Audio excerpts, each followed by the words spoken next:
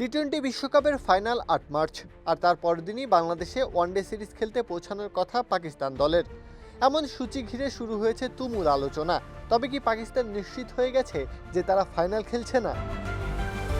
পিসিবির ঘোষিত সূচি অনুযায়ী ৯ মার্চ ঢাকায় পৌঁছাবে পাকিস্তান দল। ১০ মার্চ অনুশীলন শেষে ১১, ১৩ ও ১৫ মার্চ মিরপুরে অনুষ্ঠিত হবে ৩ ম্যাচের ওয়ানডে সিরিজ। তবে সমস্যার জায়গাটা ভিন্ন।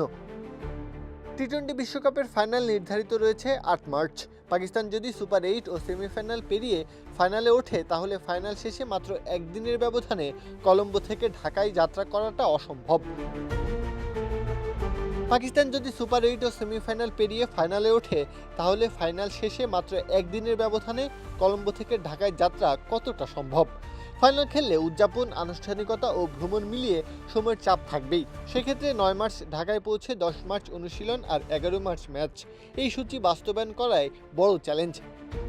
বর্তমানে সুপার ৮ পর্বে পাকিস্তানের সামনে কঠিন লড়াই অপেক্ষা করছে। নিউজিল্যান্ডের বিপক্ষে বৃষ্টিতে ম্যাচ ভেস্তে গেলেও ইংল্যান্ড ও শ্রীলঙ্কার বিপক্ষে ম্যাচ রয়েছে।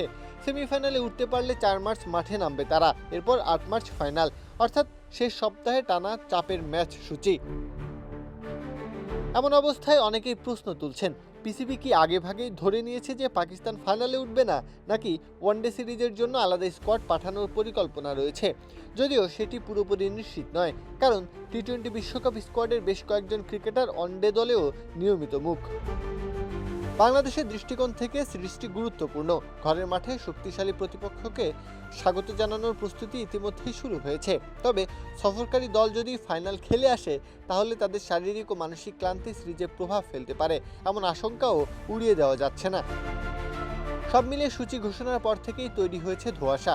পাকিস্তান যদি ফাইনালে না ওঠে, তাহলে সূচি মেনে সফর বাস্তবায়ন সহজ হবে। কিন্তু যদি ৮ মার্চ রাত পর্যন্ত বিশ্বকাপের মঞ্চেই ব্যস্ত থাকতে হয়, তাহলে ৯ মার্চ ঢাকায় উপস্থিতি নিয়ে নতুন করে ভাবতে হতে পারে দুই দেশের বোর্ডকে। প্রত্যহ কাব্য, খেলা ৭১।